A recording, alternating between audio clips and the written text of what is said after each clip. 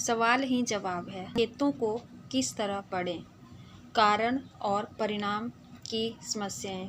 उदाहरण के तौर पर मान लें कि कोई व्यक्ति नकारात्मक, सुरक्षात्मक, सबसे अलग या विरोधी महसूस बात की काफ़ी संभावना है कि वह अपने रवैये को अपने सीने के आर पार हाथ बांधकर समय व्यक्त करेगा। हमें शोध से यह भी पता चला है कि हाथ बांधने की अवस्था में व्यक्ति की समझने की क्षमता 40% कम हो जाती है और उसका रुख आलोचनात्मक होता है। यह साधारण प्रयोग करके देखें। पीछे की ओर टिक जाएं और अपने हाथों सीने पर कसकर बांध लें। आप कैसा अनुभव करते हैं? बंधा हुआ, असहभागी, असम्मिलित। अध्ययनों से पता चलता है कि आपने किसी भी कारण से सीने के सामने हाथ बांधे हो तो आपको इस संकेत के नकारात्मक प्रभावों का अनुभव होने लगता है। यह कारण और परिणाम की स्थिति है। आदतन हाथ बांधने वालों का हमेशा यह दावा रहता है कि वे इस मुद्रा में आरामदेह महसूस करते हैं, क्योंकि हाथ बांधने के संकेत से उन्हें उसके साथ जुड़ी भावनाओं का भी अनुभव होता है। अगर आप यह विश्वास न भी करें कि हाथ बांधना एक नकारात्मक संकेत है, तो भी आपका श्रोता अवचेतन रूप से आपको नकारात्मक या गैर मिलनसार समझ बैठेगा। इसी कारण एक ठंडे कमरे लोगों के से कोई बात मनवाना काफ़ी कठिन होता है। प्रस्तुति के समय कमरे का तापमान 21 डिग्री होना चाहिए। कुछ उपयोगी रणनीतियाँ। नंबर 1, अपने शब्दकोश में से हाथ बांधने की मुद्रा हटा दें। अगर आपने ऐसा नहीं किया तो आपके श्रोता आपकी बातें पूरी तरह से नहीं समझ पाएंगे। वे आपके प्रति अधिक आलोचनात्मक रुख अपनाएंगे और आपको कम पसंद करेंगे। खुली देह भाषा का प्रयोग करें। नंबर 2, जहाँ तक संभव हो श्रोताओं को बैठने के लिए तथ्य वाली कुर्सी दें। इससे उन्हें हाथ खुले रखने के अधिक अवसर मिलते हैं और वे चर्चा में अधिक भाग लेना चाहेंगे। बिना हत्थे वाली कुर्सियों को अधिक पास न रखें, क्योंकि इससे श्रोता एक दूसरे के स्पर्श से बचने के लिए अपना हाथ बांध लेंगे। नंबर 3, अगर आपके श्रोता हाथ बांधकर बैठे हैं तो आप उनकी मुद्रा को बदल सकते हैं। आप अपने सवाल के जवाब में उनसे हाथ उठवा सकते हैं, उन्हें शारीरिक रूप से शामिल होने वाले अभ्यास दे सकते हैं, उन्हें टिप्पणी लिखने के लिए पेन और कागज़ दे सकते हैं या उन्हें गर्म पेय दे सकते हैं। से चेहरे को छूना। कुछ निष्कर्ष और स्रोत। वे सभी शोधकर्ता जिन्होंने हाथ से चेहरे के स्पर्श से के संकेत का अध्ययन किया है सहमत हैं कि इसका संबंध नकारात्मक भावनाओं से है। पश्चिमी और उत्तर यूरोपीय लोग उस समय हाथ से चेहरे को ज़्यादा छूते हैं जब वे झूठ बोलते हैं।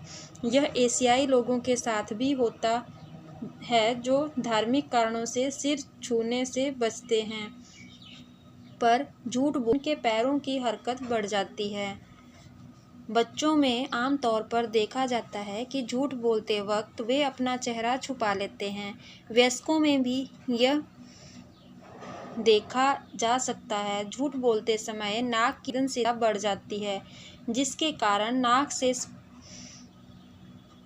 स्पर्श बढ़ जाता है। आंखों के हाथ से छुपाने से हम वह नहीं देखते जो हम नहीं दिखाना चाहते या विश्वास नहीं होता। यह आंख मलने की मुद्रा का उद्गम स्रोत है। कान मलना, सर्द गर्दन को खुजाना भी यह संकेत देते हैं कि व्यक्ति अनिश्चित है या जो कहा जा रहा है उस पर वह विश्वास नहीं कर रहा है।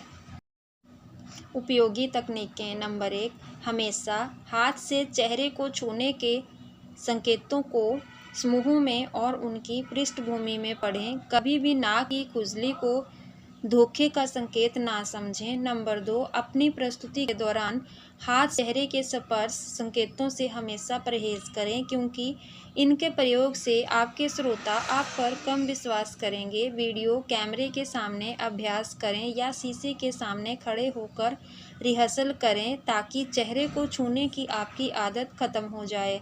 नंबर 3, अगर आपकी प्रस्तुति के दौरान कोई हाथ से चेहरे के स्पर्श संकेत का प्रयोग कर रहा हो तो यह करें।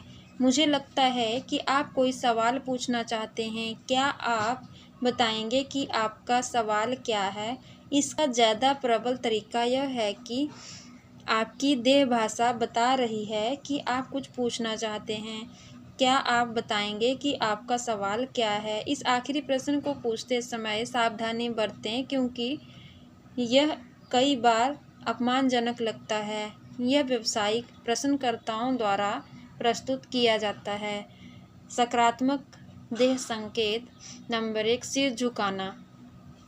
जब हम उस चीज़ में रुचि लेते हैं तो हम देख या सुन रहे हैं तो हम अपने सिर को एक ओर झुकाते हैं। अगर आपका संभावित ग्राहक अपना सिर एक ओर झुकाए हुए हो तो प्रस्तुति जारी रखें। अगर उसका सिर सीधा होता है या इधर उधर हिलने डुलने लगता है या उसका सिर उसके सीने पर गिर जाता है तो उसका ध्यान अपनी ओर दोबारा खींचें या बातचीत की दिशा बदलें।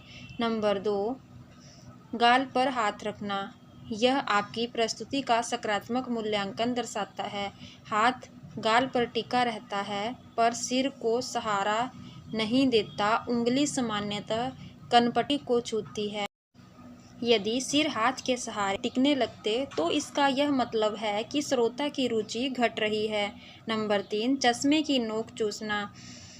कोई व्यक्ति पेन, पेंसिल या अपने होंठ भी चूस सकता है। यह मूल्यांकन का एक तरीका है और तब देखा जाता है जब व्यक्ति किसी निर्णय पर पहुंचने का प्रयास करता है, परंतु यह निर्णय लेने से रोकने का भी लक्षण हो सकता है, क्योंकि उसके मुंह में कोई चीज़ होने के कारण वह जवाब देने की आवश्यकता महसूस नहीं करता। नंबर 4, सामने झुकना। हम उन लोगों या वस्तुओं के नज़दीक आते हैं जो हमें रोचक या आकर्षक लगते हैं। इसे शुरुआत करने वाले व्यक्ति की स्थिति ना समझ लें, क्योंकि दोनों ही एक जैसे दिखते हैं, परंतु उनके दोनों हाथ घुटनों पर रहते हैं और ऐसा लगता है जैसे आदमी दौड़ लगाने वाला हो, शायद दरवाजे की ओर। नंबर 5, मीनार। यह संकेत एकाकी संकेत की तरह पढ़ा जा सकता है और इससे एक ठंडे किंतु विश्वासपूर्ण रवैये का पता चलता है। सवाल यह है कि यह विश्वास किसके प्रति है? क्या विश्वास आपके साथ चलने के बारे में है या विषय पर स्वयं के ज्ञान पर विश्वास है? क्या यह उन्होंने पहले कहीं सुन रखा है? जिस पृष्ठभूमि में इसका प्रयोग किया जाता है उसी से सही जवाब मिलता है। नंबर 6, बाहर झांकते अंगूठे। कोट की जेब, पैंट की जेब, गिरेबान के मोड़ में से अंगूठे बाहर निकल सकते हैं। बाहर निकले अंगूठे से श्रेष्ठतापूर्ण रुख का संकेत मिलता है। विश्वासपूर्ण और ठंडा, जो मीनार की तरह का संकेत होता है। अपने श्रोताओं के सामने इस संकेत का प्रयोग करना समझदारी नहीं होगी, क्योंकि इसे घमंडी या अखंड व्यवहार माना जा सकता है। नंबर 7, दोनों हाथ सिर के पीछे।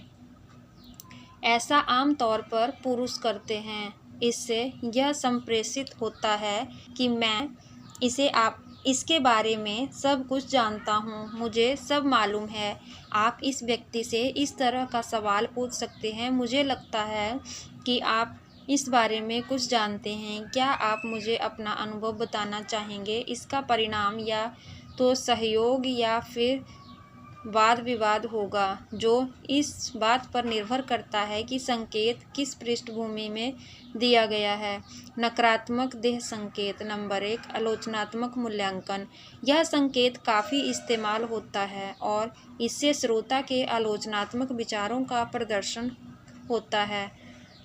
तर्जनी उंगली गाल के ऊपर टिकी रहती है। अंगूठा ठुड्डी को सहारा देता है और मध्यम उंगली या तो मुंह पर या मुंह के आसपास होती है। आपका विचार क्या है? इस तरह का सवाल इस व्यक्ति की भावनाओं को सामने ला सकता है।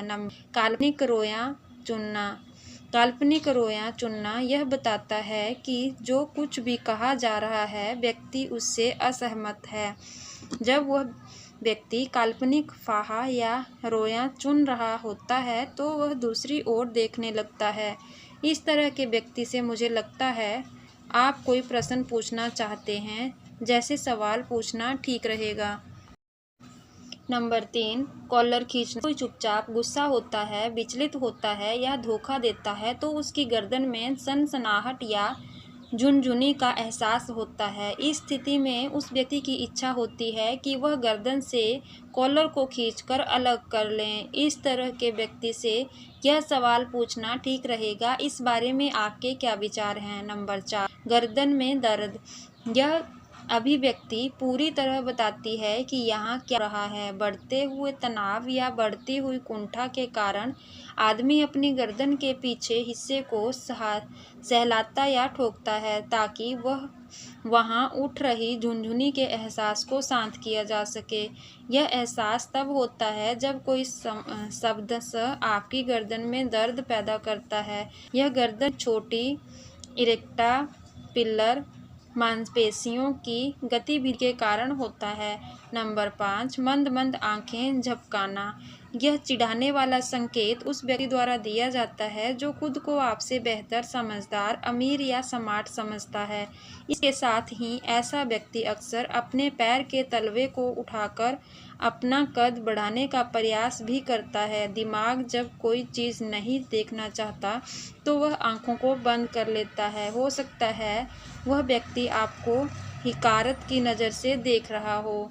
नंबर 6, कुर्सी पर पैर रखना। इसके कई अर्थ होते हैं। पहला यह कि व्यक्ति आरामदेह है और आत्मविश्वास से पूर्ण है, विशेषकर जब वह कुर्सी उसकी ना हो। दूसरी ओर जब उसकी क्षेत्रीय सीमा का संकेत भी हो सकता है, क्योंकि वह कुर्सी के ऊपर अपना हक जता रहा है। समग्र रुख आरामदेह उदासीन का संकेत होता है। नंबर 7, कुर्सी पर पैर फैलाकर बैठना। यह विशेष तौर पर एक पुरुष है क्योंकि यह अधिकार या श्रेष्ठता का संदेश प्रेषित करता है। कुर्सी की पीठ संभावित खतरे से रक्षा करती है और पैर फैलाना पुरुष अधिकार संकेत है। जो आदमी इस स्थिति में हो उससे कभी बहस ना करें, इसके बजाय उसे चर्चा में शामिल करें और कुर्सी सीधे करके बैठने के लिए कहें। नंबर 8, धीरे धीरे हाथ मलना। हाथ मलने की गति से व्यक्ति की संभावित संभावनाओं का पता चलता है। तेजी से हाथ मलने वाला व्यक्ति किसी बात के परिणाम के प्रति रोमांचित अनुभव करता है। धीरे धीमे हाथ तब मले जाते हैं जब उस व्यक्ति को चर्चा से लाभ होने या पैसा मिलने की आशा होती है। एक सामान्य संकेत समूह। इस दृश्य में दाईं ओर बैठी आलोचनात्मक मुद्रा अपना रखी है और बाईं ओर बैठा आदमी हथेलियों का प्रयोग करके और आगे की ओर झुककर उससे बातें करने का प्रयास कर रहा है। केंद्र में बैठा व्यक्ति मीनार संकेत का प्रयोग कर रहा है और अपने आक्रामक पैर की शक्ति से विश्वासपूर्ण और आश्वस्त रुख का प्रदर्शन कर रहा है। आखिरी शब्द। देह भाषा को समझना किसी पहेली की तरह लगता है। हम में से अधिकतर के पास यह भाषा टुकड़ों टुकड़ों में आती है, पर हम उन्हें पूरी तस्वीर में नहीं जमा पाते। देह भाषा का पहला नियम हमेशा याद रखें, अकेले संकेत की कभी व्याख्या ना करें, हमेशा समूहों का ध्यान रखें। इस बात को सुनिश्चित कर लें कि सभी संकेतों की पृष्ठभूमि और सांस्कृतिक भिन्नताओं का ध्यान रखा गया हो। देह भाषा पढ़ने की योग्यता का मतलब है कि हम प्रतिदिन की स्थितियों में साफ नज़र आने वाली चीज़ों को पढ़ सकें। समापन। आपने कितनी बार किसी को उच्च स्तरीय नेटवर्कर के बारे में यह सुना है उसमें कुदरती प्रतिभा है या वह जन्मजात सेल्समैन है। आपने किसी डॉक्टर या इंजीनियर के बारे में कुदरती प्रतिभा वाले इंजीनियर या जन्मजात फार्मासिस्ट या जन्मजात डॉक्टर वाक्यांश नहीं सुने होंगे। हम जानते हैं कि ये व्यवसाय वैज्ञानिक व्यवसाय है। विज्ञान एक दक्षता या तकनीक है जिसे क्रमबद्ध के द्वारा प्राप्त किया जाता है और जो निष्कर्ष प्रयोग और मापन पर आधारित होती है। उच्च स्तरीय नेटवर्क कार्यकर्ता कुदरती प्रतिभा वाला या जन्मजात नहीं होता। उच्च स्तरीय नेटवर्किंग एक विज्ञान है, एक सीखने की कला जो दूसरे वैज्ञानिकों की ही तरह है। यह पुस्तक आपको कई सशक्त तकनीकें प्रदान करती है और यह सिखाती है कि आप उनका किस तरह प्रयोग कर सकते हैं, किस तरह अपनी प्रगति को माप सकते हैं या उसमें सुधार कर पा सकते हैं और लोगों से बात करते समय किस तरह से ध्यान दे सकते हैं। नेटवर्किंग का विज्ञान एक सीखने वाली कला है जिसमें दूसरे विज्ञानों की तरह ही पूर्ण निष्ठा, लगातार मेहनत और सतत अभ्यास भी आवश्यकता होती है। सफलता की यात्रा में नेटवर्क कार्यकर्ता के सामने उत्पन्न होने वाली सबसे बड़ी चुनौतियों में से एक है नकारात्मक प्रतिक्रिया के प्रति अति संवेदनशीलता। जब आप इस पुस्तक में दी गई तकनीकों का प्रयोग करते हैं तो आपकी समझ में आएगा कि आपके लक्ष्यों को प्राप्त करने की दिशा में एक सकारात्मक कदम है। अपने औसत को बनाए रखने से आपके सामने यह बार बार सिद्ध होता रहेगा। यह पुस्तक कैसे करें के रहस्य बताती है जो कईयों के लिए सबसे बड़ी बाधा है। अब बाकी आप पर है। नेटवर्क मार्केटिंग बिजनेस बिना शोर शराबे या विज्ञापन के लगभग रातों रात विकसित हुआ है और अंत यह सबसे बड़ा बिजनेस सिस्टम बन सकता है। इसकी सफलता वितरण तंत्र पर निर्भर करती है जो पूरी तरह अपने सदस्यों के उत्साह के बलबूते पर ही चलता है।